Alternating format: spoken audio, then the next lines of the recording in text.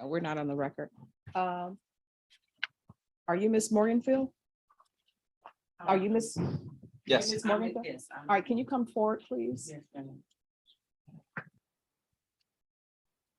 All right, so I know that moms have concerns about their children, right? He's been taken to the back. There's banging on the back. He's the only person back there. And so I want you to know, nobody has harmed him or hurt him. Your counsel, the counsel for your son, asked for a short break so they can explain to him as far as what's coming in and why it's coming in. But it appears that he doesn't want to hear that. So this trial is going to continue. Punishment may continue without him. I would hate for him to be brought out strapped down, which is what will end up happening. Because the deputies don't want to bring him out because things may happen. So that's where we are.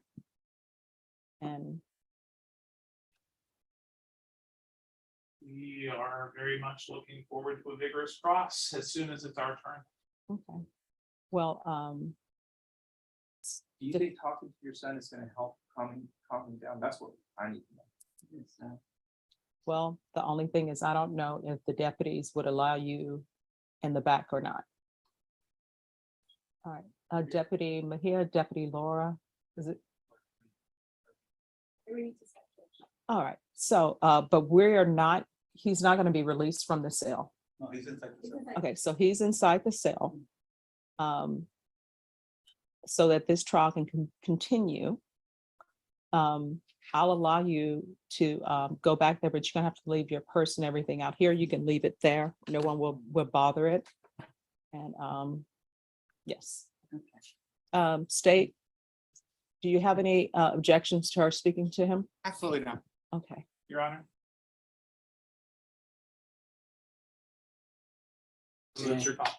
Real talk. How y'all expect me to feel? I've been calm this whole time and all of this stuff happening to me. Y'all just don't understand where I'm coming from. Excuse me, Mr. Morganfield. Here's the thing. Yes, ma'am. You can please. There let are me- proper ways Mhm. to act in court.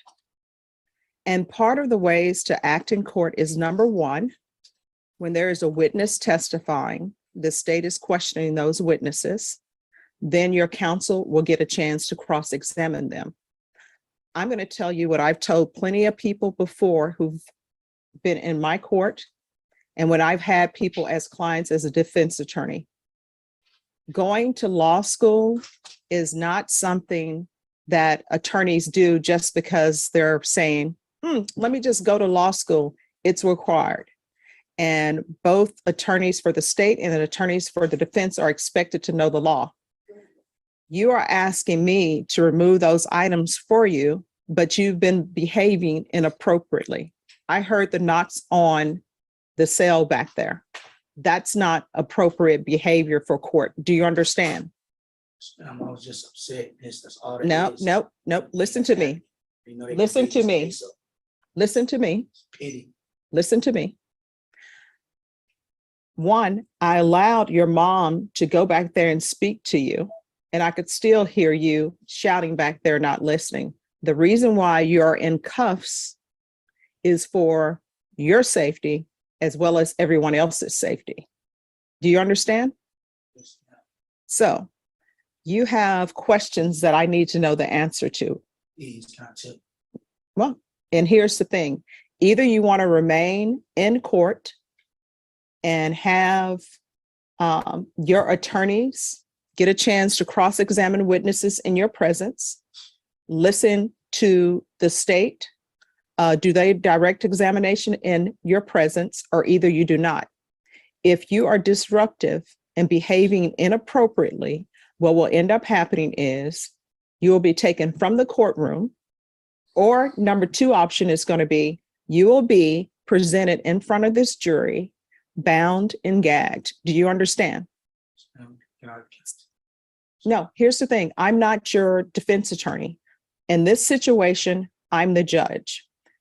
The choice you've made has been, if you were found guilty, to go to the jury for punishment. So that is what is happening. No, wait, that is what is happening now. So the state will present whatever witnesses they wish to present. And for want of a better term, just so that you can understand, punishment is usually wide open.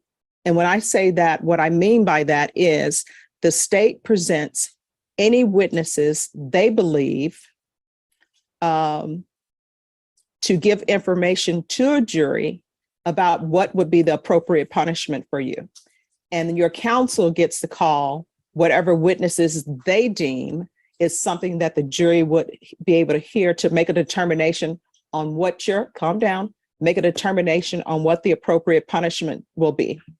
Now, I know sometimes that people don't understand. I've only been tried for this one case. Why are people bringing up other things that I have not been on trial for? Because it's punishment. And the jury gets to decide whether or not whatever extraneous, because it appears that this witness may be here about some sort of evading. Is that correct, State? Retaliation. Your Honor. Retaliation. So he's here about retaliation.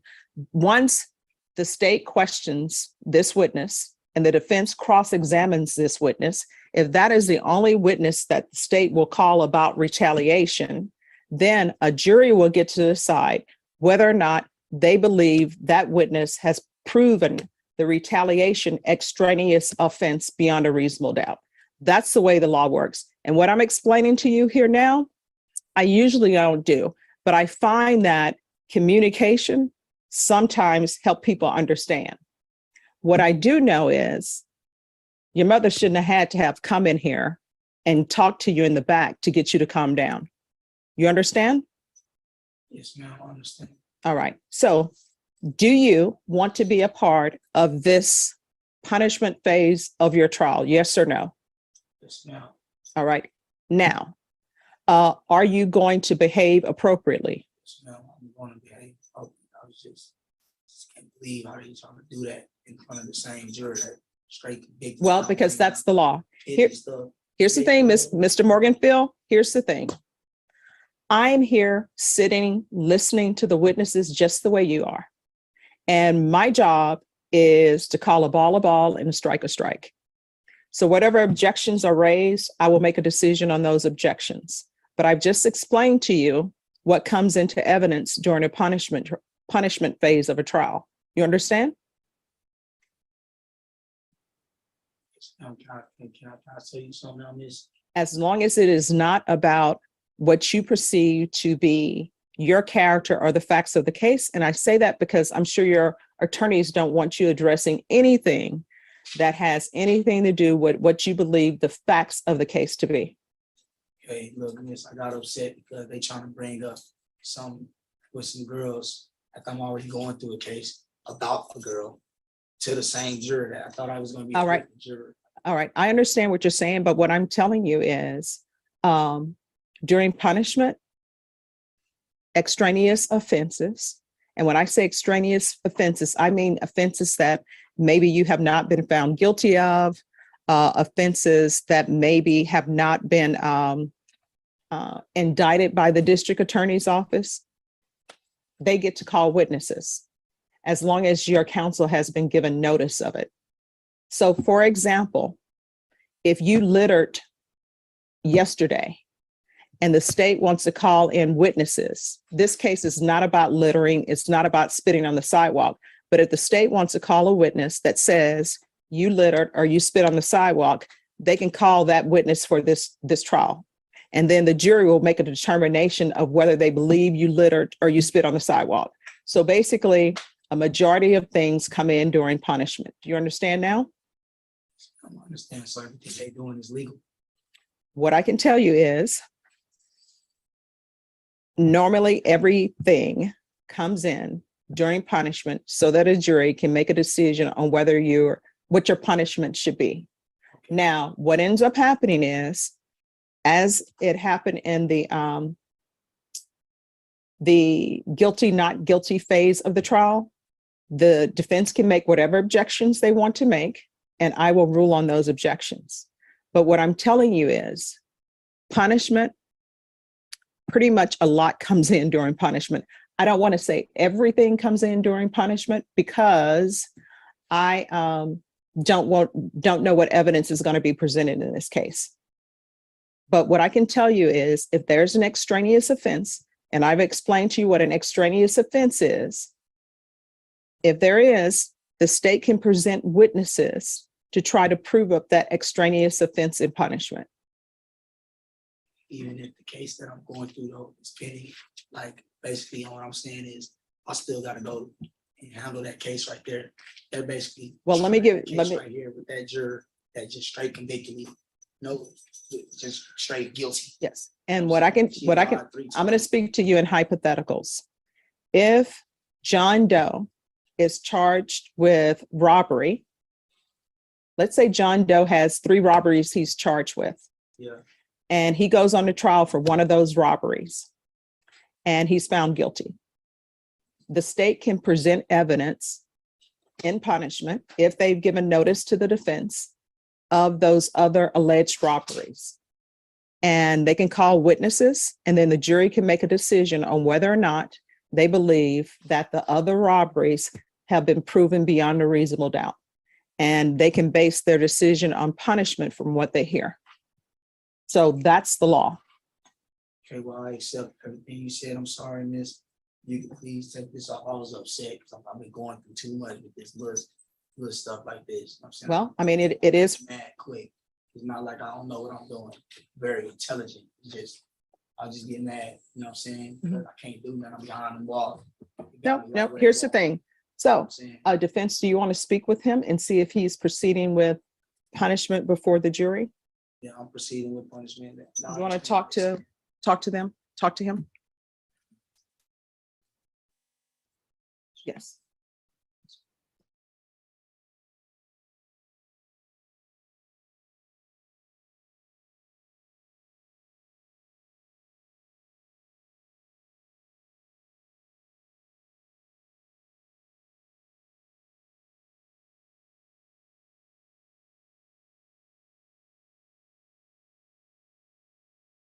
Or Deputy Mejia, do you want to keep the cuffs on? Do you feel that's best for now? Yes. All right.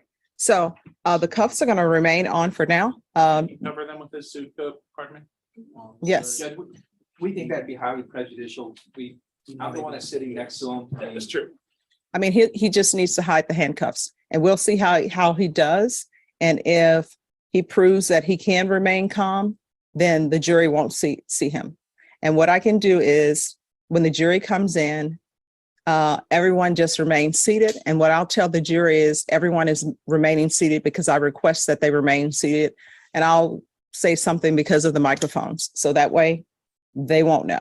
Your Honor, Yes. could we request for the record that Mr. Morganfield be uncuffed at this time? Oh, we can go on the record. All right. You're requesting that he be uncuffed. Is that correct? Yes, Your Honor, due to the prejudicial nature, and he has assured the court that he will be calm. All right. Just wanna So. put it on record. All right, thank you. So that will be denied. And so that the record is clear, Mr. Morganfield became disruptive in the courtroom. The court took a recess at approximately, I believe it was 2:13. And I told the jury that we will be back at 2:20. And I allowed Mr. Morganfield's mother to speak with him. The deputies took Mr. Morganfield back in the holding cells. Mr. Morganfield was banging on the holding cells, being disrupted from the back. Both defense counsel thought that his mother would be able to calm him down. His mother was allowed to go into the back. I could still hear yelling from Mr. Morganfield in the back. And we are here at 2:46. And the reason why we are here at 2:46 is because it took 20 minutes for Mr. Morganfield to come down. So the court will have Mr. Morganfield remain with handcuffs on. If Mr. Morganfield is able to not be disrupted with the handcuffs on, then the court will consider, of course, with input from the deputies who are in charge with security, whether or not they should be removed. Off the record, the court has been inform both the state and the defense and Mr. Morganfield that they are to remain seated when the jury comes in, so that the jury will think there is no disrespect to the court or them. The court will instruct the jurors that I have asked both the defense and the state and Mr. Morganfield to remain seated for technical, logical reasons.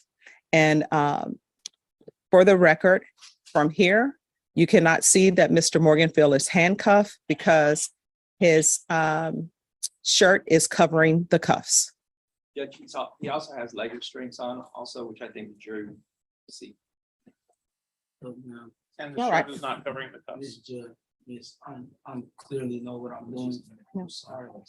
All right, Deputy Mejia and Deputy Laura, with regards to the handcuffs to the legs for courtroom safety, do you believe that those should remain? Yes, Judge. All right, those will remain. Mr. Morganfield, you will just need to put your legs in between the two legs of the desk. We put a box underneath it, maybe to hide it. Yes. Yes. Judge, can I say And so for the record, the wooden cabinet is being moved in front of Mr. Morganfield's legs, and the jury will not be able to see his legs. It rolls, Mr. Cantrell. Judge, you have to say something, please? No. Last question. No. All right, we're going to bring the jurors in.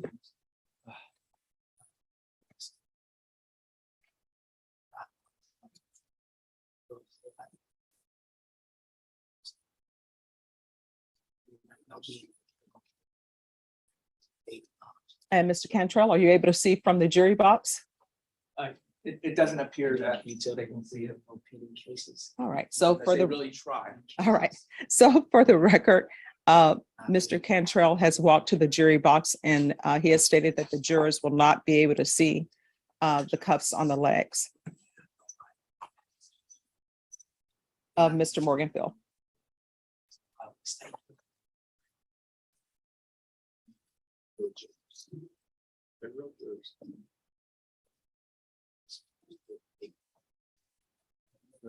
Yes, excuse me, the witness, if you could come back to the stand, please.